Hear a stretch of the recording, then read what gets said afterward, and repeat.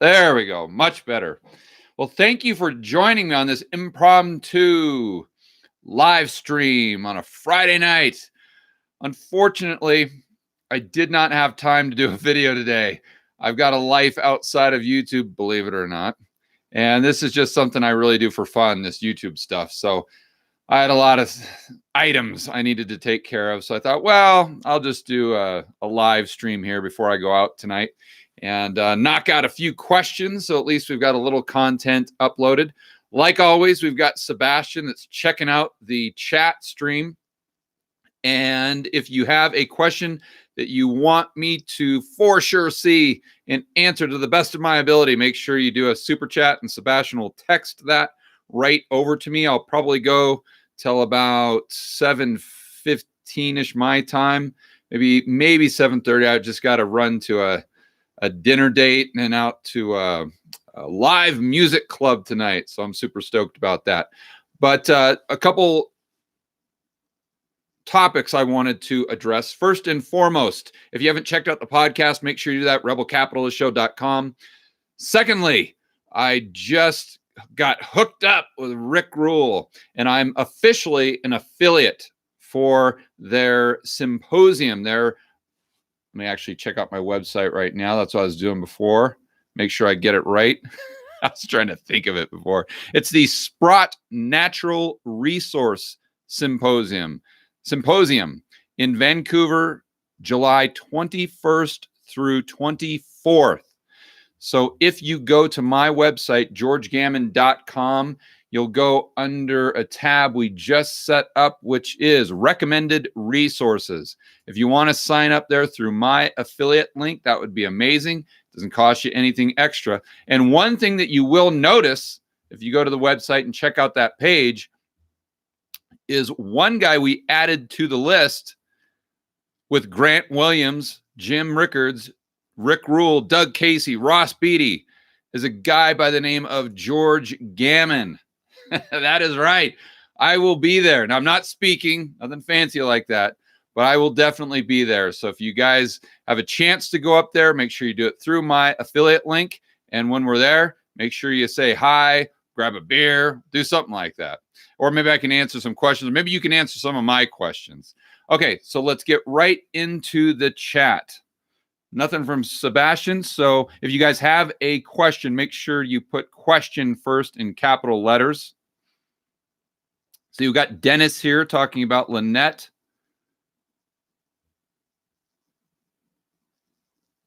Your interview with Lynette was among the best she has ever done, and great tribute to your matching intellect and skill.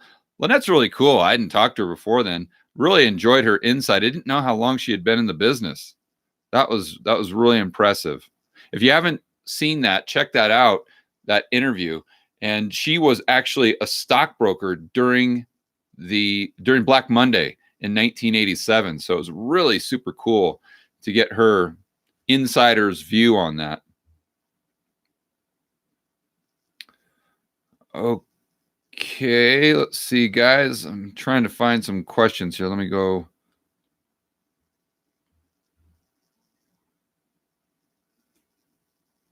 Okay, question from EOX.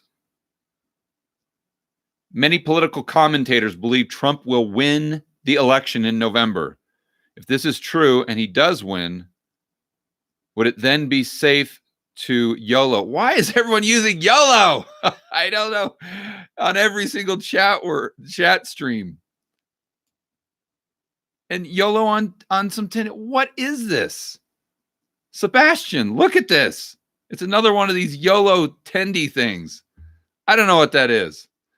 And I don't know what you're asking me. Just speak English. Let me know what you're saying. I know YOLO is you only live once, but I don't know what this other thing is. So just try to reword the question in just plain English.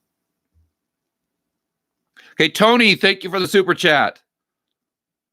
All in on gold and silver. Okay. I know your thoughts on that. It's Lynette's fault, but happy about my jump later. Yeah, congratulations on the jump lately. I would suggest a different strategy, but hey, it's working for you, so that's great. You've got, I don't know what your allocation is, 50-50, but you've got half insurance, half speculation. It doesn't pay you to own it, but if that's what makes you feel comfortable and that's what you feel is best, by all means. All I can do, I'm not saying my way is right or wrong. It's just what I do for myself and what I suggest for my friends and family.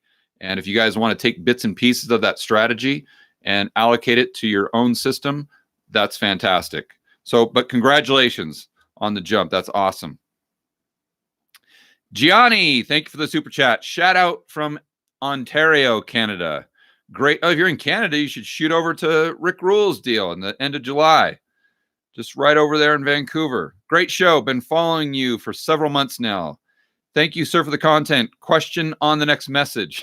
Okay. I don't know if we got the next message yet. Sebastian, I'm sure, is getting that to me. So in the interim, question, blue skies. Why are all CNBC commentators always so bullish? What am I missing?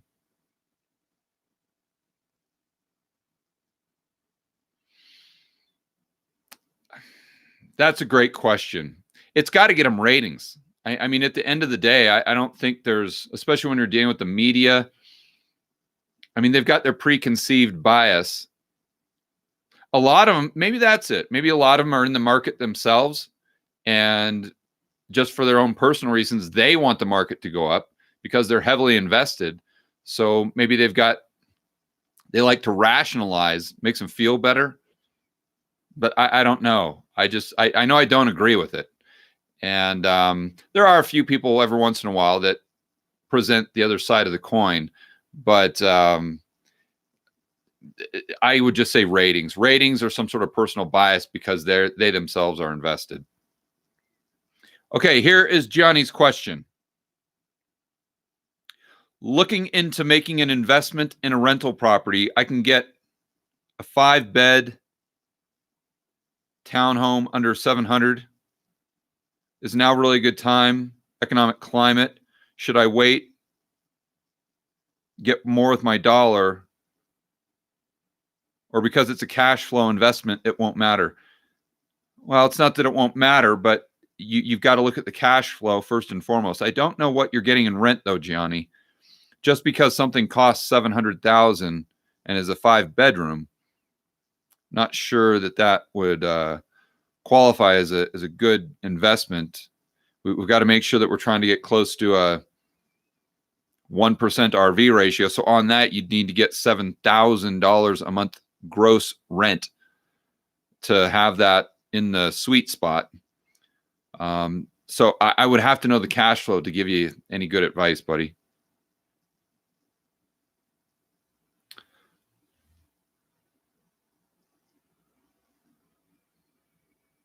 Okay, Trey asks, thank you very much, by the way, Trey, for the super chat. How do you intend to protect yourself when the housing bubble pops? I mean, your underlying asset will be cut in half. How do you recover from that? But Trey, what are you buying? Really? Or remember, you're buying the cash flow, and you're buying fixed rate debt in the mortgage. So let's just say right now with my rental properties in Kansas City, I'm getting $1,400 a month in rent. My cost basis on those, about $75,000. Granted, that was back in 2012. But even if you bought them now, let's say you're out of pocket $140,000, right? You're getting that $1,400 a month in rent. That's paying down your mortgage, your building principal. There's probably inflation, so you're paying it back with cheaper dollars. You're getting paid to short the dollar. And then let's say we have a market correction, a crash, where your $140,000 asset goes down to $100,000. Okay. Or let's say that it doubles in price and it goes to $280,000. Okay.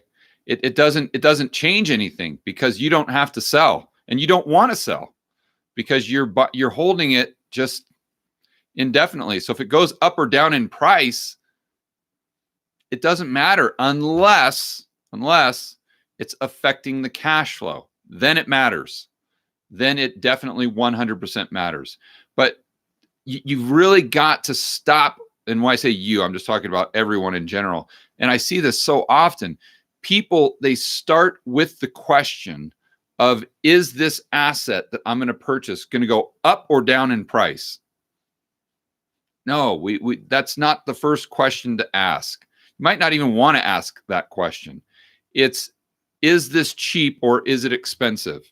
In the case of real estate, it's not cheap, but you're not buying the real estate. You're just buying a way to play cash flow and fixed rate long-term debt. That's the key. And then, so how do I hedge further? Then you want to make sure that the asset that you are, or the real estate that you are buying to leverage that debt and cash flow, you want to make sure that has as little downside as possible.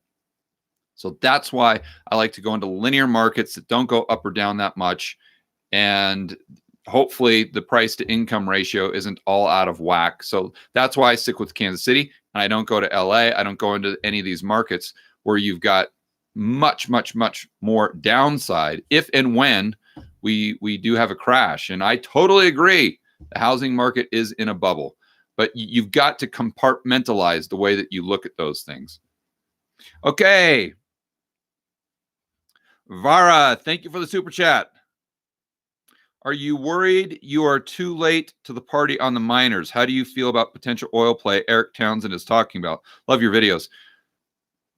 I don't know the exact play that Eric is talking about, but my guess is I'd probably like it.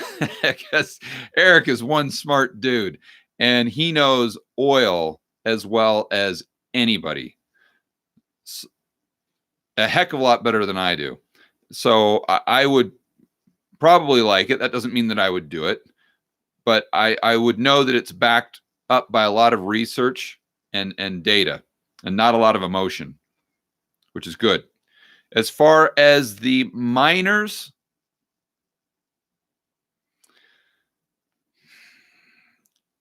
I'm not sure that you're late to the party. What I would start with, because I look at that as a speculation, is where's the price of gold? Is it historically cheap?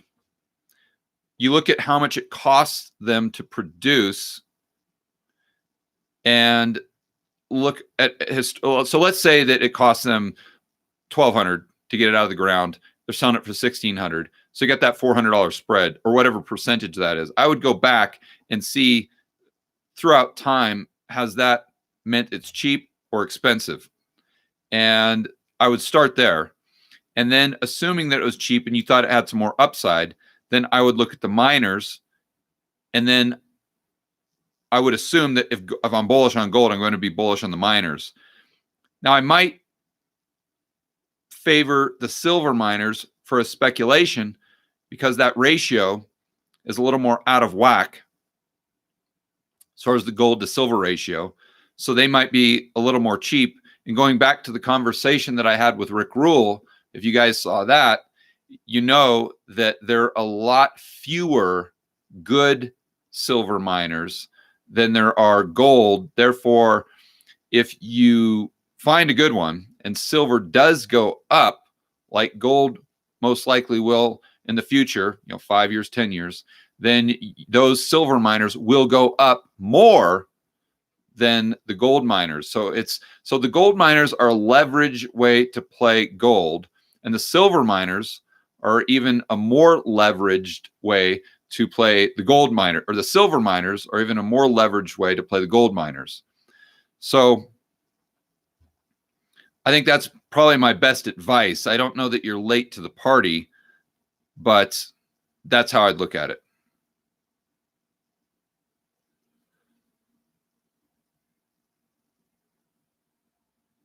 Oh yeah, JB is talking about Zillow lost $6,500 a house they flipped. I think it was more than that, JB. I thought it was like 60 grand. It was I thought it was even more than that. Maybe I didn't read the headline right, but yeah, that was a disaster waiting to happen. Okay, Thomas, question: 1% RV, sweet spot, but many Hartman properties are less than that, but still cash flow according to the pro formas. Is there a base cash flow to shoot for? Well, you got to be positive cash flow, that's for sure. What other ways are there to do on the areas? Well, your price to income is another one. Oh, yeah, due diligence. Right. Just as you wrote that popped in my head, Thomas. Price to income, they have to be cash flow positive. They just have to. If it's not a 1%, try to do as well as you can. It's just getting so tough, guys, because this everything bubble is just squeezing the heck out of everybody, making everyone go further out the risk curve for less of a yield and return. Man, I wish I had a silver bullet for everyone. I mean, the simple or the best thing to do is make sure you get a couple solid rental properties and then diversify and maybe look outside the United States. But I know that's not for everybody. But you just got to try to find stuff that's cheap, and it's just getting almost impossible. And I wish I had a better answer, but that's just the truth. Okay, Jacob, thank you for the chat. Oh, I'm sorry, Smash Brothers Brawl says, hello, George. I have a question. What effects does the Fed buying up more than $1 trillion in mortgage-backed securities post 08 have on the mortgage markets, generally speaking? Well, it's going to lower the interest rates. Meaning it's going to push the prices up. So whomever is selling those MBSs, most likely Fannie Freddie, packaging those. So Fannie Freddie goes to the retail banks. They buy them before the ink's dry. They bundle them up and then they sell them to Wall Street. So if there's artificial demand for those, that means the prices are going to be artificially high. The rates are going to be artificially low.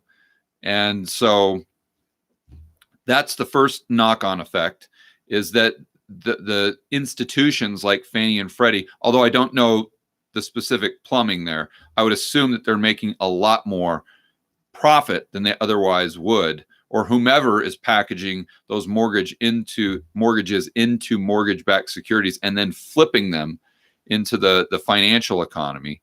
They're making more profit than they otherwise would. I mean, it's just such a hall of mirrors. There's no price discovery. This is a perfect example that you bring up. What is the price of these mortgage-backed securities? We don't know. We have no idea, because the Fed has been manipulating the market so substantially that we don't know if the interest rate, the market interest rate on that mortgage-backed security should be 3% or 8%. That's why there's so much risk in the system right now.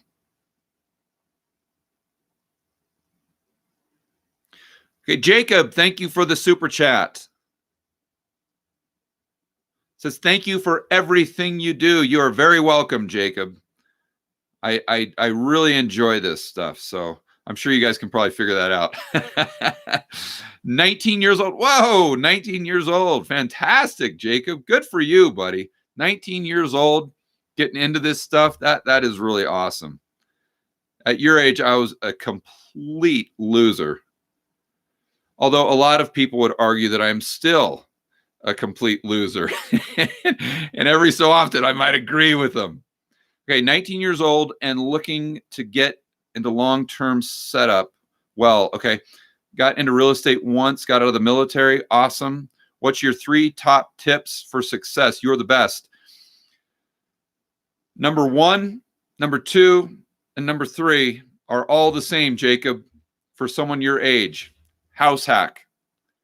There is nothing you can do that can set you up for the future better than to buy a triplex. Again, it's got to be cash flow positive. And I understand we're in a housing bubble. I completely agree with you. We're in a housing bubble. But Jacob should not buy that thing just to hope the price goes up. He should buy it so he doesn't have to come out of pocket for his living expenses. Doesn't have a mortgage, doesn't have a rent payment. He's subbing that out to his tenants. Therefore, he can take that money that he would have spent on housing, which is 90% of Americans. That's their number one expense. And he can take that money and he can invest it. Maybe not now, but maybe he can just accumulate dry powder. When the market goes down, it crashes. Whether it's the stock market, he can get some fantastic dividend-paying stocks. Maybe it's the housing market. He can go and get some good cash flow, some good cash flowing properties at more than a 1% RV ratio. And it's just, there's no downside to that. And then in 30 years, whatever it is, it's paid off, Jacob. You own it. Now the whole thing is positive cash flow. And you've got an asset there that you can hold the rest of your life. You can leverage against it. You can invest more. You can take that equity out. And it's just, even if you just sit on it, and let's say you're 50 years old, you're going to have $3 or $4 grand coming in a month. That's your retirement right there. And then you can subsidize that with whatever else you're able to earn. It's just a total no-brainer. So I can't suggest that enough, Jacob. House hack. Jose, thank you for the super chat. My question will be, what kind of investment you will do in Puerto Rico? Well, I'm not sure that I would invest in Puerto Rico other than moving there. That would be my investment. Because if you got a type of business that's mobile, or if you're in the financial, well, I'm not going to say that. I was going to say the financial business, but not all of them. There's some businesses that if you move that business to Puerto Rico, it drops your tax rate down to 0 or a maximum of 4%. Can't beat it. It's the only place in the entire world where a U.S. citizen does not have to pay U.S. tax. Only place in the world.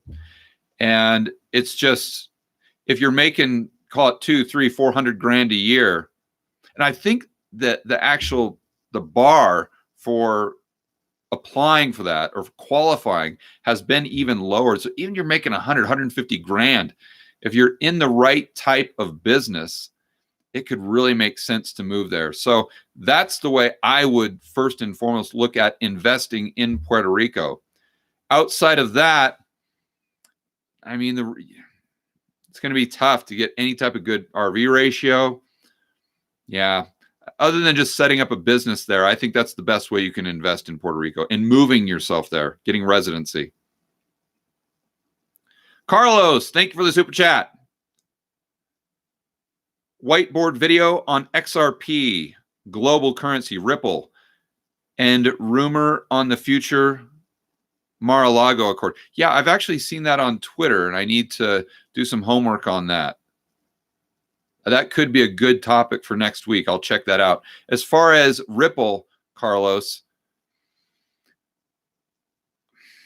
I just hate to do a video just to do a video. And I really like sticking to videos that I feel are going to add a tremendous amount of value for the individual who that video is targeted to. So if I don't want to do just a video on quantitative easing that every single other person out there is doing and that you guys have seen a million times, if I have some sort of specific angle or insight through my research that no one else has, then I want to do a video on quantitative easing or just fill in the blank. Every once in a while, I'll do something that's topical, whether it's the cerveza sickness or the repo market. But see, the great thing with macro is that even if something is just topical, it's such a fun three-dimensional puzzle that there's always something that you can find that's outside of what most people are talking about. And it's something they should be paying attention to, but maybe they aren't paying attention to because it would require them to do 4 hours of reading and really get down into the weeds to figure out how this thing works. You've got to understand that that's what I get off on. I love that. I love figuring out how things work. So my point is that that's what I like to do videos about. And I just don't feel as though I'm good enough with Ripple to add any value or any insight above and beyond what you probably already know. So, and that's not to say that I'm proud of that. I definitely want to learn more about Bitcoin, more about Ripple, more about all cryptocurrencies. But until and I'm going to put forth the effort in the months to come, but until that time, I probably won't do a video on it. But I'll do a lot of interviews to get the advice of professionals when I'm on that journey. So hopefully that makes sense and you can understand why I'm kind of shying away from doing videos like that.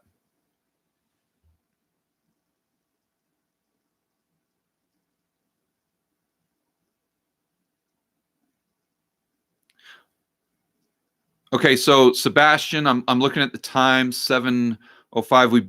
I know we've got a lot of super chats in the pipeline. Let's go ahead and just, you guys, let's no more super chats because I'm going to have to get out of here about 7:15 or 7:30 to make my dinner appointment. And I want to make sure that I answer all the super chats. Don't want to leave anybody hanging. Stay curious. Thank you for the super chat. Are the banks going to lose a lot of money by holding on to these pre-foreclosures? It seems we're at the peak of housing here in LA. I'm guessing you're talking about Keith Giroux's research, the real estate expert with MarketWatch. Assuming that you're talking about that, you've watched some of my videos on that. What's happening is, just for those of you who don't know what we're talking about, what Keith's angle is that a lot of the banks haven't foreclosed on people, even though they're not paying their mortgages, because they're waiting for the prices to go up beyond a price point where they're able to sell and recoup 100% of what they lent them. You say, well, George, that's crazy, because if they lent out 100,000, the home is now 125. Why don't they go ahead and foreclose and then sell it and recoup their cost? Well, because it costs them a lot more when you add in all the legal fees, all the upkeep, getting it up to that property up to a point where they can sell it again. Let's say it costs them 30 grand. Well, they still have to wait, even though it's appreciated nominally more than what they have out of pocket in the loan itself. So there's a lot of moving parts there. I don't know. You've got to compartmentalize the banks. You can't just lump them all into one bucket. It depends if the banks kept those loans on their books or not. And Giroux breaks this down quite well. If you've got a typical bank like Wells Fargo, no, it's not going to affect them because they sold that paper 10 years ago before the ink was dry, like I said earlier. As soon as you sign on the dotted line right there, George Gammon, they're like, okay, great. Yeah, bye, Mr. Gammon. Here, Fannie Freddie, there you go. Give us our money. They don't keep those loans on their books, but some banks do. So the banks that keep those on their books, they are obviously at risk. The banks that don't, probably not so much. And I'm thinking through, I don't want to say not so much, because those other banks, how would that, there'd be a systemic risk there that I don't want to downplay, even if those banks are unloading that paper to Fannie and Freddie. See, I'm trying to think this through right here in real time, guys. If they sold that paper to Fannie and Freddie, see, that would deplete a see, if things go down,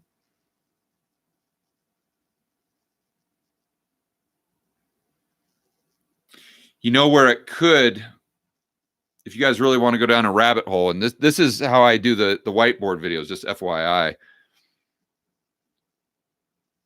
So what would happen if okay, so they're taking those mortgages, they're selling to Fannie Freddie. Fannie and Freddie bundles them, sells them to Wall Street. Wall Street sells them to who knows, other banks, private individuals, hedge funds. But then let's think about this.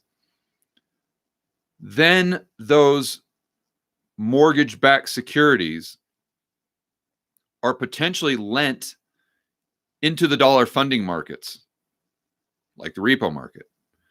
So that collateral is providing liquidity for the banks, not just the banks that are keeping those loans on their books, but also the banks that are selling them as fast as they can do them.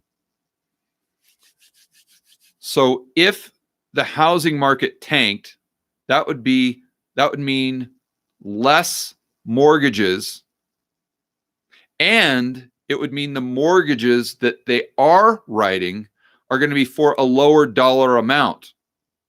If they're doing fewer mortgages and the dollar amount of those mortgages goes down, that means less collateral for the dollar funding markets. Less collateral means less potential liquidity, which drives up the risk for all banks, not just the banks that are keeping them meaning those loans, on their portfolio. I knew I was missing something there. I answered that question too quickly. So hopefully that made sense. That's probably a good whiteboard video. But let me go back to your question to make sure I'm answering it thoroughly. Are the banks going to lose a lot of money by holding these foreclosures? Okay, so my specific answer would be the banks that are holding those loans on their books, yes, there's a direct correlation to them losing money if we have a housing crash. Indirectly, that would affect all the other banks in a variety of ways, but the first way that popped into my mind was less collateral for dollar funding, which, to Jeff Snyder's point, is a really big issue right now. Traveling Ronan, thank you for the super chat. An Aussie.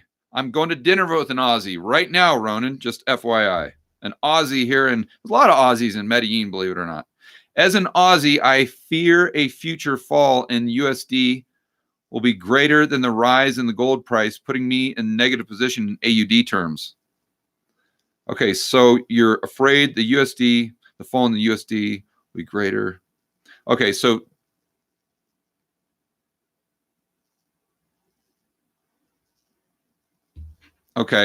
if gold goes up in USD in real terms, then yeah, but see, it all depends on the cross rate of USD and the Aussie dollar.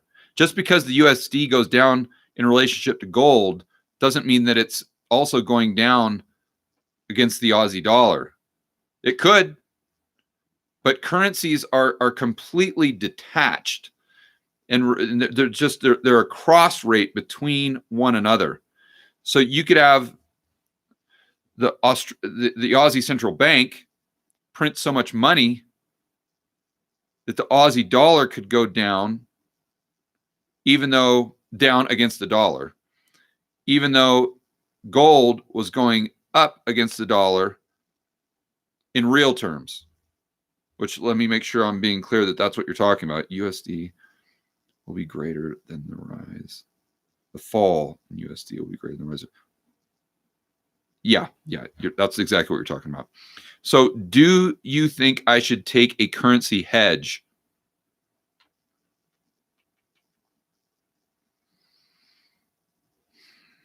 I'd have to know how you're hedging out that currency risk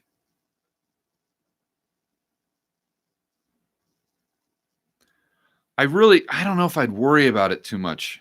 As long as you've got 10% of your portfolio in gold, I don't know that I would really worry about what denomination my expenses were. Whether I pay my bills in dollars, Aussie dollars, Singapore dollars, Colombian pesos. Not sure I'd worry about it too much,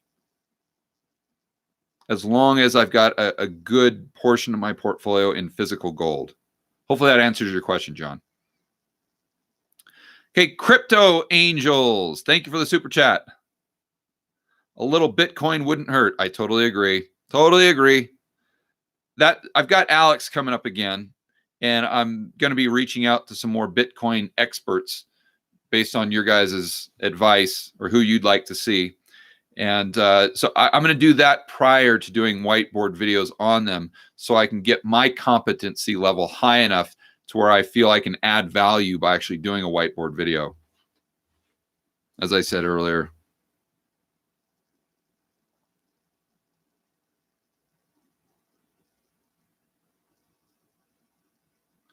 Okay, Toro, thank you for the super chat. How successful would you have been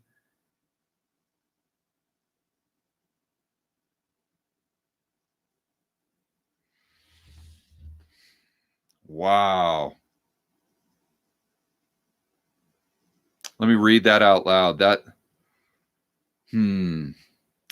Toro asks me, how successful would you have been if married and kids?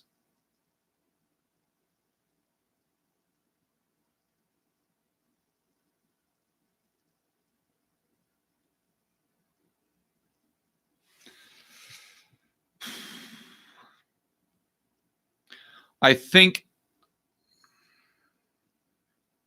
well, how do you define success, right?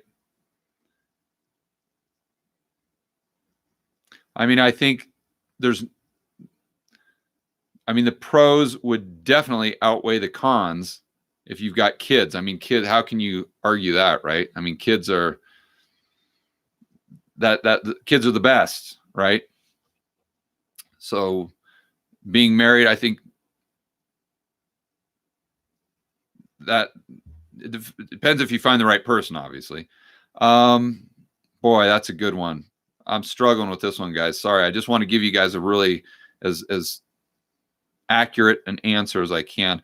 I think, and I'm assuming you're talking about financially, Toro. I think I would have been financially successful, because being financially successful has everything to do with your ability to manage people, to solve problems, and to be able to do things that very few people can do. My buddy, when we were in college, my best buddy, he said it so well. He said, I think that the amount of money that you can make is directly correlated to how many people can do what you do. And the fewer people that can do what you do, most likely the more money you're going to make. And so I think I would have been financially successful regardless, but probably in a different way. I think that's the answer I'm looking for. I think I would have been financially successful, maybe more, maybe less, but it would not have been in the same way, because the way that I became financially successful was by flying all over the world and setting up businesses in all these crazy locations and just going wherever the money's going to take me. And that probably wouldn't have been realistic, or maybe would have been realistic with a family, but that sure as heck wouldn't have been fair to the wife and kids. That's for sure. And that's one of the main reasons that I didn't go that direction. That's a whole other story. I don't want to go down that path, but yeah, I think that's the best way I can answer it. I wouldn't be worried about, oh shoot, if I get married and have kids, I'm not going to be successful. I think if you've got the skill set and people can develop that skill set, that you're going to make it happen. It's just, you might make it happen in a different way. That's a great question, Matt. As you guys can tell, it's a lot easier for me to answer questions on the repo market than it is about my personal life. All right. Funding Jim, thank you for the super chat. $13,000 a month positive cash flow. Fantastic. 600,000 owned. Oh, 600,000 owed and 2 million. Okay, so I'm not understanding this completely. You've got 13 grand a month positive cash flow. Got it. Awesome. You owe 600 grand on a mortgage, I'm assuming, on $2 million in California real estate. And you're getting $13,000 a month positive cash flow? All right. I think you must have bought at a very good time, my friend. That is on my phone with me. So 13 grand. Yeah, that's a rock solid. And well, off of 2. Yeah, that's still pretty solid. So I'm not sure what your question is, but see 13. So you're at 130. You're around 150, 160. You got 2. That's 16. So about an 8% net return. That's pretty solid. Yeah, that's really solid. I'd stick with that for sure, if that's your question. Or maybe you're just bragging. I don't know. If you're bragging, I'll give you a virtual high five, my friend. Alexander, thank you for the super chat. Do you think the Fed feels pressure from the federal government, other than the Treasury, to keep the bubble pumped so they don't face negative legislation?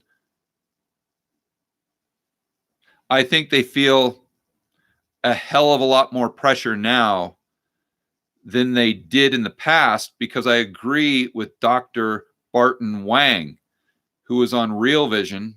I highlighted that clip on a past video, but he was talking about the TGA, which is the Treasury General Account. And if you look at a chart of the TGA now, or going back over the past 8 years compared to before the GFC, the difference is shocking.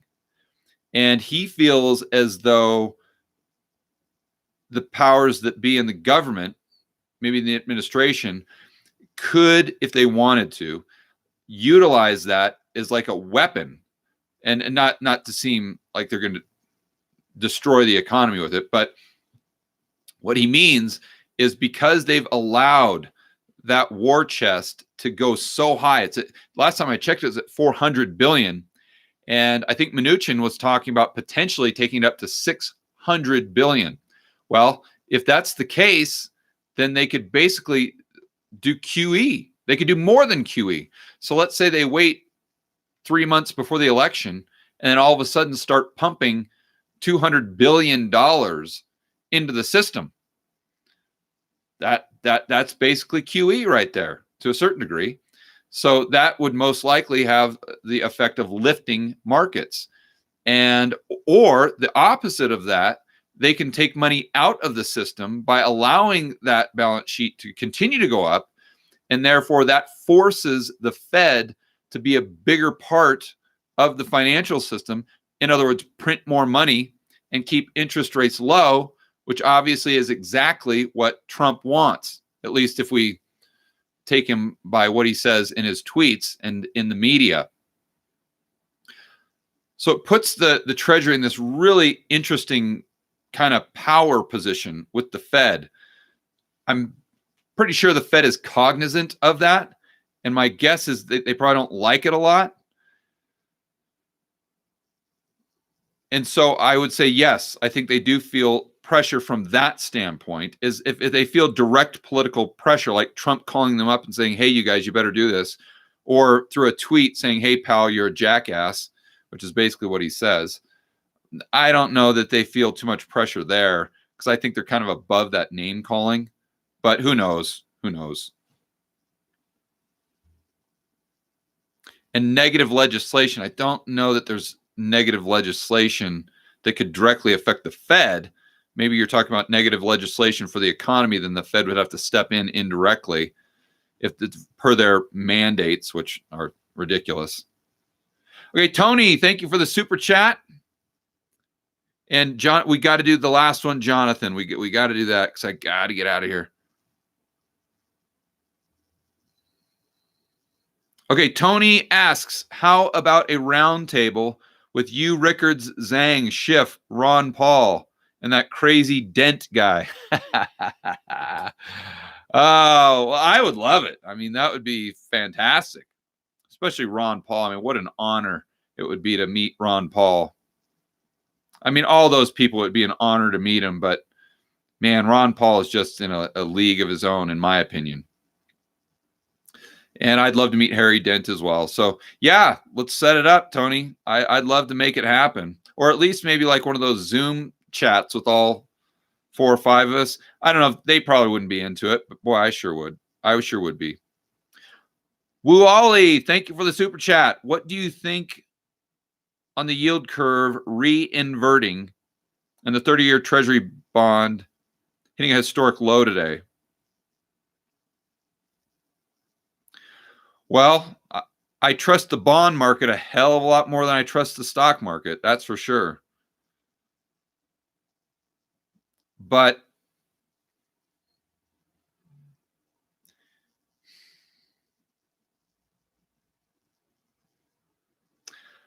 there are so many moving parts there, buddy. I mean, this would take me an hour to answer this question, because you not only have the cerveza sickness flight to safety pushing down bond yields, but then you've got the need for all these banks to have those bonds just to do business. You've got so much demand for those bonds from a standpoint of collateral, like I was saying earlier, in these dollar funding markets, and they have to have them to meet these regulations like Basel III or the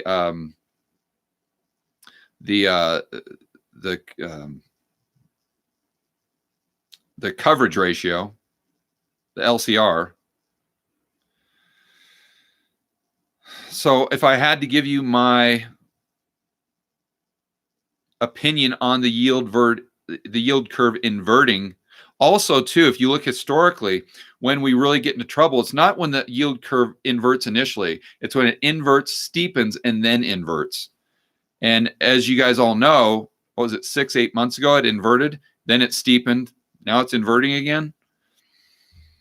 But there's so many artificial non-market factors that go into it. The Hall of Mirrors. I'm not sure that I would put as much weight into it as far as a recession indicator as I typically would, but I wouldn't bury my head in the sand. And I think it's just another indicator that the world economy has some big, big problems, regardless of what you see in the stock market. Hey, Tommy, what's up, buddy? Hope you're having an awesome Friday evening, driving around that Corvette. Cha-ching! Did we convert you into a gold bug in time? Next video, plunge protection team. Yeah, we got to get my buddy Jason on for that. I think that's his term. No, listen, I've always been in. I don't know if I consider myself a gold bug. I just think it's prudent to own. So I don't think I'd say I've been converted. As far as doing a video on the plunge protection team, maybe, but I'd have to know something through my research that I feel as though would add value and isn't just the same old thing you've always heard. Or maybe I could explain it in a way that maybe other people haven't been able to explain, just with the whiteboard and the editors. So I'll definitely look into it, but I'm not sure that's on the list for next week. I've got some good ones on the list, by the way. Jonathan, thank you for the super chat. You've mentioned counterparty risk associated with the GLD. Since the custodian Oh, I didn't know that. The custodian of IAU is JP Morgan. Is that a safer choice? Why do you want to own the GLD? Maybe you have to own it for your 401k or your, I don't know why you have to own the paper. Why not just own the physical? I don't know. I just rather have the physical stuff. I don't like the paper unless you're speculating, or maybe you're just trading it like intraday. Then you might want to, then I think the GLD makes sense. Luke Groman and I actually had that discussion. But I mean, if you're just trading it, then I really wouldn't worry about the counterparty risk in the GLD. But if you're holding it as insurance, like paper gold, then I would just hold physical. Okay, we got to stop the super chats, guys, because I got to run. Neurosurgery, thank you very much. If the dollar increases in value and interest rates increase, then you should be in cash.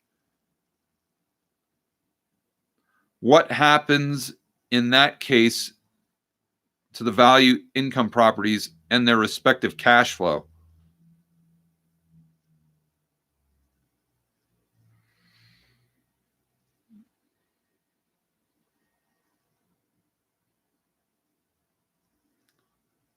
Well, you have to think of the probabilities of what would have to happen for that to occur. So let's think that through. Dollar increases, and let's define how the dollar is increasing. So is the dollar increasing against foreign currencies? Because like Brent Johnson pointed out very well, the dollar can go up in the FX markets, excuse me, but can also lose purchasing power. So we can have inflation in the United States. We could have 10% inflation, and the dollar could go up against the yen or the Colombian peso or the euro. So you could see the DXY going to 110 and consumer prices in the United States going up relative to the dollar. All these things can be separate moving parts in and of themselves, right? And you got to look at this as this puzzle, and this piece is spinning over here and this piece is spinning over there, and sometimes it's correlated, sometimes it's not. But for the dollar to increase, meaning domestically, so that would mean deflation. And I'm assuming you'd mean asset price deflation, because to get consumer price deflation, that would be difficult. But to get deflation as far as asset prices, that could happen. We get interest rates going up. Therefore, the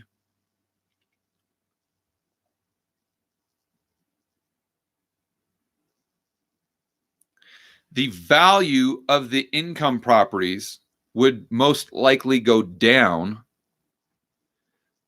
But that doesn't mean that the cash flow would go down, because if people are having a harder time purchasing homes, that means there's going to be a larger renting pool by definition.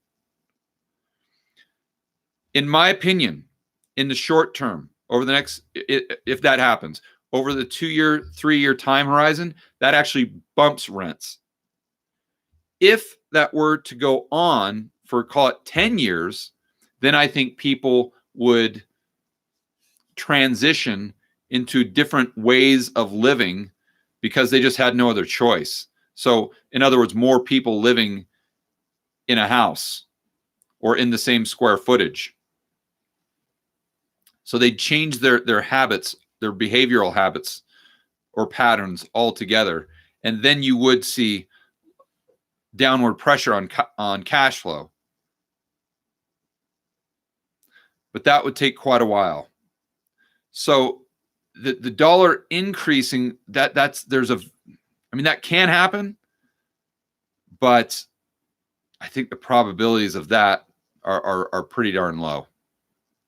But it's great to think through that and to analyze what you think the probabilities are. I mean, forget what I'm saying. I'm just trying to think it through for you. And then if you think the probabilities are different, then you can adjust your portfolio accordingly. Hey, Robbie, thank you for the super chat. Real estate in US isn't cheap right now. You're darn straight it's not. It is not cheap at all. And I hate that, but it is possible to find cheap cash flow. And we all know the debt is super, super cheap. Silver is. You are right on the money, my friend, but silver doesn't pay you to own it. So therefore, I'm not saying don't own it. I'm just saying don't consider it an investment. Just realize that it's a speculation, and therefore it should be a different percentage of your portfolio. If you want to do things like I do. And that doesn't mean that it's the right way to do it. Okay, Troll, McTrollerson, great name. Never fake. Okay, I don't know if that's going to get me in trouble there. I don't want to. Never fake the pump. Yeah, I'll save that one for the chat, but I appreciate the super chat, buddy. All right, guys, we're going to wrap things up here. Remember, if you are interested in going to Rick Rules, I'm going to go to my website so I get the name right. The Sprott Natural Resource Symposium in Vancouver, July 21st and through the 24th. I will be there. So if you want to go up there and say hi to me and enjoy an awesome weekend of getting to meet guys like Rick Rule and James Rickards and Doug Casey. Oh, who else? Oh, and Grant Williams. Man, that's going to be awesome. I cannot wait to hear Grant Williams speak live. That I'm really looking forward to. So if you guys want or are considering that, do me a favor, do the channel a favor, and go through our affiliate link. It doesn't cost you a thing, and it definitely helps us out a bunch. Check out the podcast and check out the live stream Sunday night at its normal time, 7 p.m. And I'm going to have a special guest to talk to you more about macro real estate and all the stuff that we love. So guys, enjoy your Friday night. Have an awesome weekend, and I will see you Sunday evening.